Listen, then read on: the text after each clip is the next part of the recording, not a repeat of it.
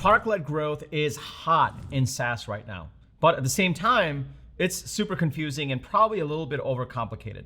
People are starting to wonder, well, what's the difference between product-led growth and, say, self-service businesses?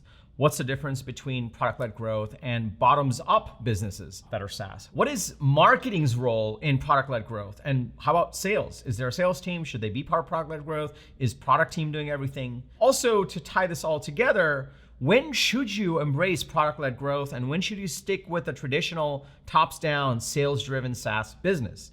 These are all questions that are important to understand. And in order to understand them, you need to understand the core principles behind product-led growth. Having been an operator at both a product-led growth company, except back then we called it self-service, and also been an operator at a sales-driven, top-down company, I'm gonna walk you through the key principles, the 3 core principles that you absolutely need to know in order to craft your product-led growth strategy. And I'll also answer these questions that I just posed to you at the beginning of this video. Intro.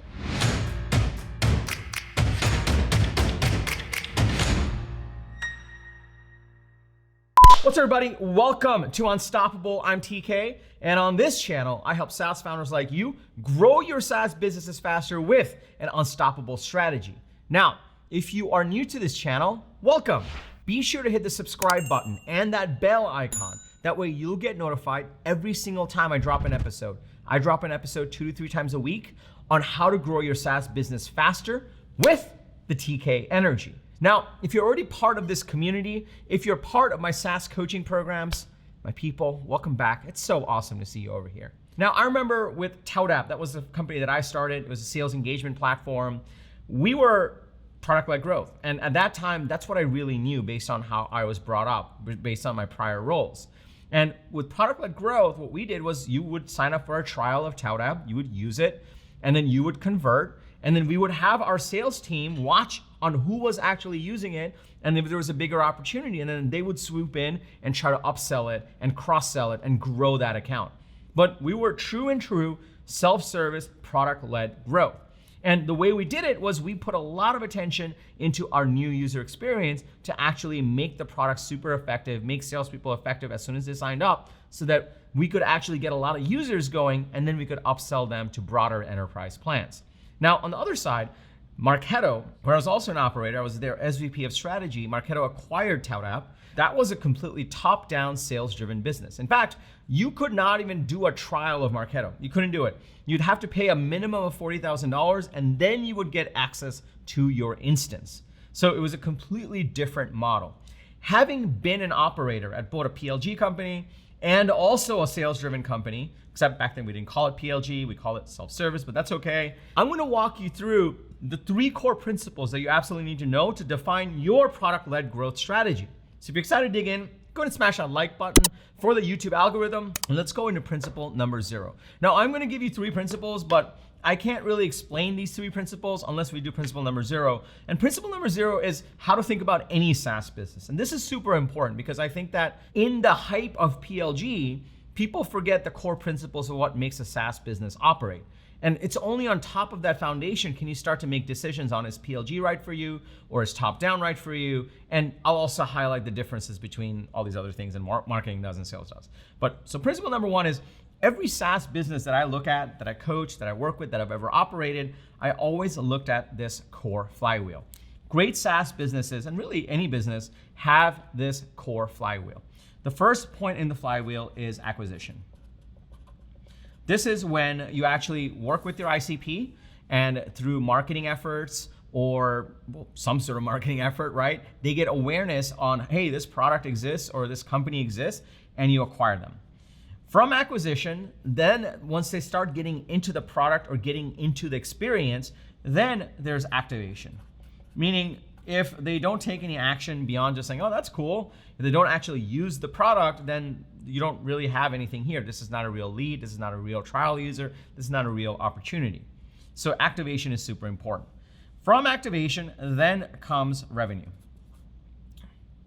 Revenue is essentially where they say, hey, this is awesome. I'm loving this product. I'm loving this experience. I want to pay you some money and let's keep using it and let's grow our usage of it. Now, it wouldn't be a SaaS business, software as a service business, if there wasn't recurring revenue, meaning if someone just buys and then leaves, then it's a terrible SaaS business. So a very key part of this is retention. And once you have retention, you have really happy users, they're sticking around, they're paying. The next thing you want to think about is referrals, meaning if they're truly happy, then they will actually refer more people, whether it's within the same company or in other companies or their peers. That's out of your ICP, and then this flywheel goes and you get more people you're acquiring and activating, converting to revenue, retaining, and then they refer more people, and more people go into your ICP, and so on and so forth. Now, let me make something very clear. This is every SaaS business. Every SaaS business, every single SaaS business has this flywheel, and you're trying to optimize this flywheel. Now, let's just take a traditional SaaS business. A traditional SaaS business would actually probably have a lot of marketing right here, right? To actually go into the ICP and attract them. And maybe instead of getting them right into the product, you would acquire a lead, right? And in a very traditional top-down SaaS business, you would acquire that lead, and then you would try to turn that into a real opportunity and try to turn that into real revenue. And that would be your traditional sales function. And then once you have revenue, you want to get them into the product, you want to retain them, and you would probably hopefully ask for some referrals. And this is your typical customer success and sometimes support function. This is traditional SaaS business. Like that's it, like that's your top down. So when Marketo, like this is exactly what they did. Marketing generated a whole bunch of opportunities. And in some cases, thanks to sales engagement, sales did also. We had SDRs. They would go into the ICP, they would acquire these people, and then they would follow a very sales process. And then over here, after the revenue, they would get into the product. And then from there, hopefully they're happy with the product, they will retain, and they'll continue on. And these are the teams that essentially supported it. So product really came in on the traditional side over here, right? After revenue. This is traditional. Now, why do I say this? The reason I highlight this is where a lot of confusion comes between PLG, what is self-service, what is bottoms up, what is top down, and what is sales driven. Like at the end of the day, it doesn't matter what model you're using to drive the growth. This is your SaaS business, and these are the key metrics that matter. So now is the question of like, well, should we be sales driven or should we be product driven? And this is the first fundamental question that you should ask yourself as you're outlining your product-led growth strategy. Not every single business, not every single SaaS business being created today should be a product-led business or a bottoms-up business or a self-service business, whatever you want to call it. Here's the reason. You have to ask yourself, this is the fundamental thing. The fundamental question is how quickly can you get them to the aha moment in the product? Meaning, if you have a product that the person that's the buyer and maybe the user is actually looking for, and they can get into the product and they can quickly get to some sort of an aha moment, an activation point where they're like, oh my God, this is awesome. And yeah, I think we want to convert. Then you are a candidate for a product-led growth business. If you have a very complex product, it's some massive transformation you got to do, it's like an ERP system, then your traditional sales-driven model where the product comes later is going to be better off. And the fundamental question that you have to answer for yourself is, can we craft a product experience for the end user where they can get in the product and get to an aha moment a hell of a lot faster? If you can, then product-led growth can be a great growth model for you. If you can't, then chances are product-led growth is going to be terrible for you because they're going to get in the product, they're not going to be very successful, they're going to be confused, and they're going to say, you know what? Company XYZ's product is terrible. I tried a trial. It was just, let's just go with these other guys. And those other guys are like, look, this is a very complicated deployment. Let's talk about what the transformation you're going to bring is, who's going to be involved, who are the decision makers. Let's make sure that we have the right product specs. Let's bring on services, and then we'll sell you $1 million deal. And they're going to be way happier. So this is one of the fundamental core principles. This is principle number one on your product-led growth strategy. You need to first think about, do you have a product? Can you craft a product where you can take people to an aha moment? For Tout app, we sold to salespeople. They could just basically find us in the Google Chrome store through SEO, through a webinar. They downloaded our manifesto. And what we were able to do is we were able to take these people from the ICP and drop them directly into the product. And we put them into a trial. And we actually worked diligently between marketing and product and sales to say, okay, cool, once they're in here, let's actually craft a really compelling new user experience to make sure that every single person gets into an aha moment.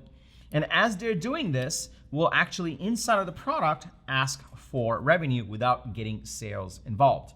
And what we would do there is say, cool, that means that we can actually get a huge number of users, salespeople, get them into the product, and actually get them to an aha moment, and maybe even get them to swipe the credit card on their own.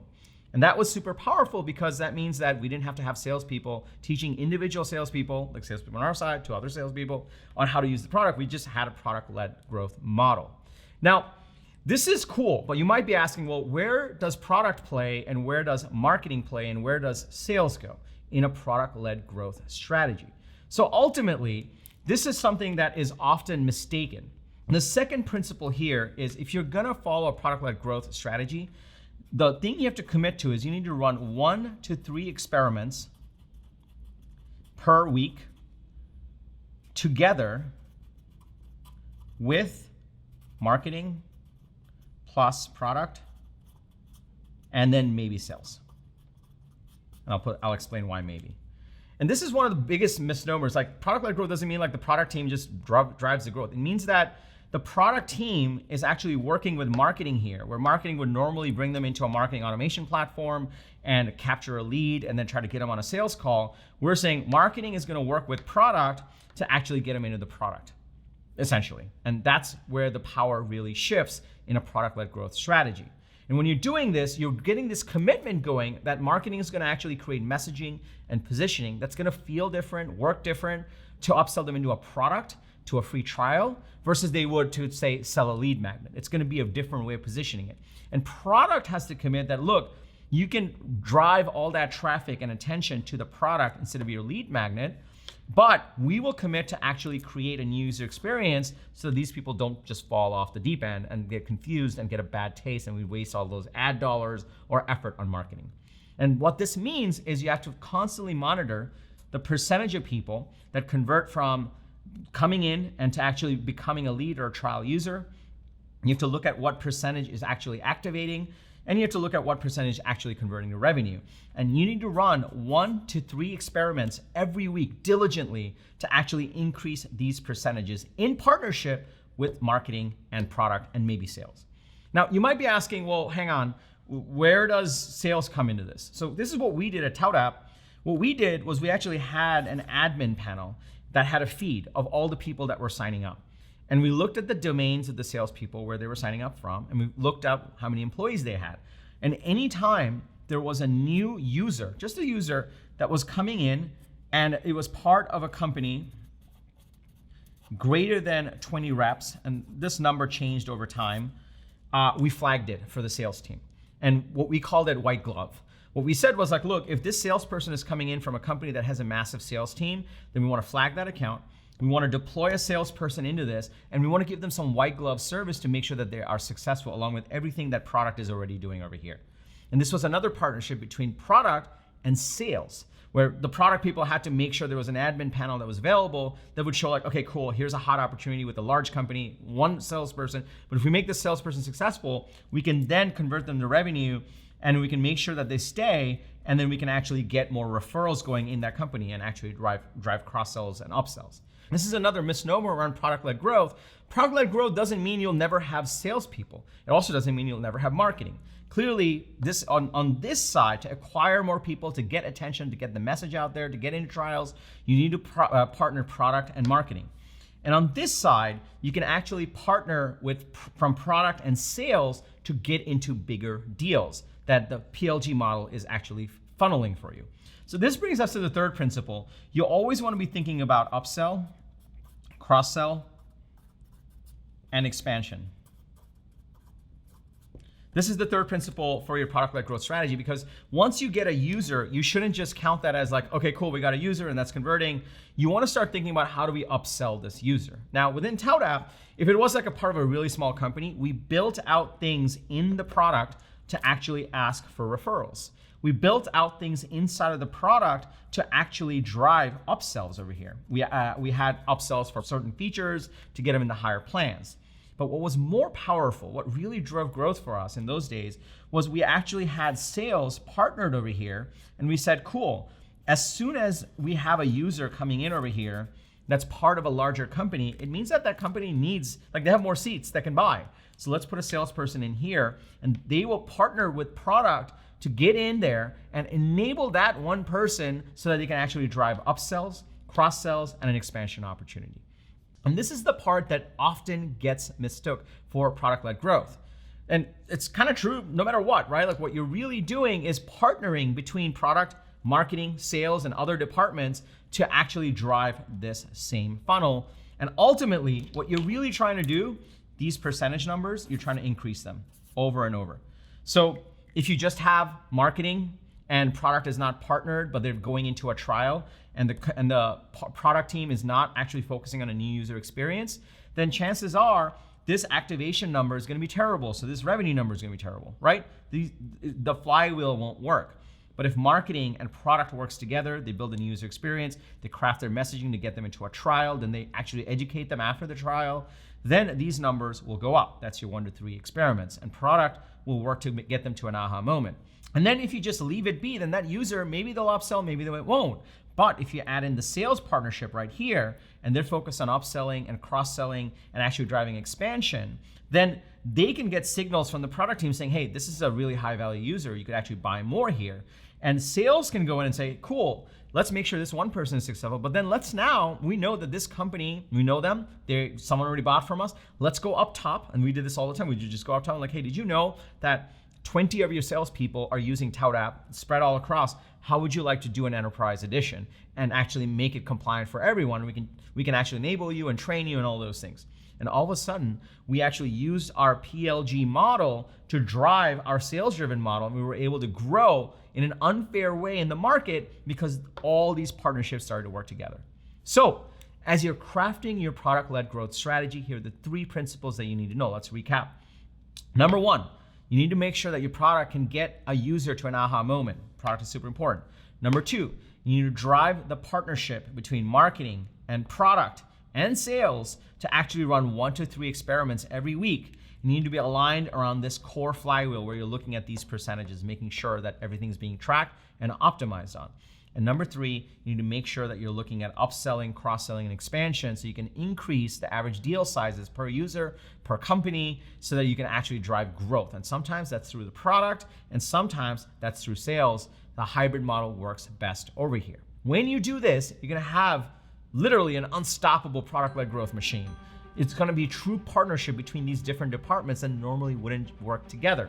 When they do, they can actually rise above the competition and deliver a really great customer experience.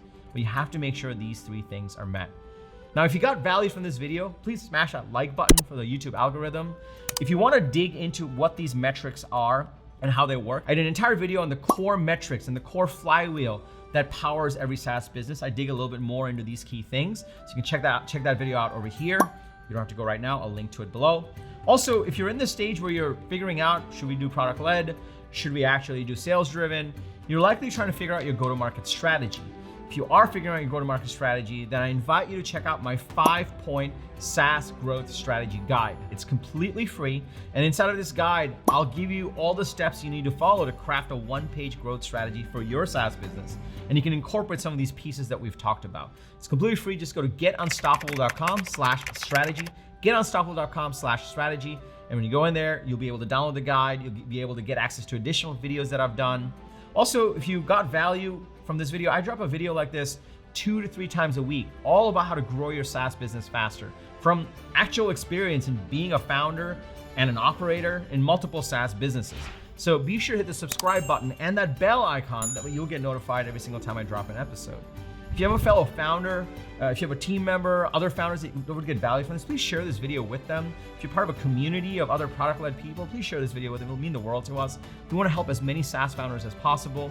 And lastly, remember, everyone needs a strategy for their life and their business. When you are with us, yours is going to be unstoppable. I'm TK, and I'll see you in the next episode.